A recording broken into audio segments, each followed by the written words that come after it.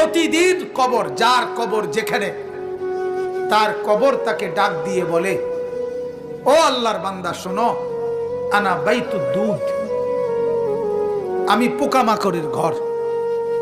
আমার বাপ শুনেন, যুবক আপনারাও শুনেন, আপনারাও শুনেন, কবর কিন্তু নির্দিষ্ট কোনো বয়সে যায় না বাপ। প্রতিদিন কোলের বাচ্চাও কবরে যায়, 90 বছরের বুড়াও কবরে যায়, 16 বছরের 20 বছরের তাকড়া জওয়ানও কবরে যায়। কবরস্থানে সব ধরনের লাশ আছে। এজন্য কবর ডেকে বলে, ও আল্লাহর বান্দা, আমি পোকামাকড়ের ঘর।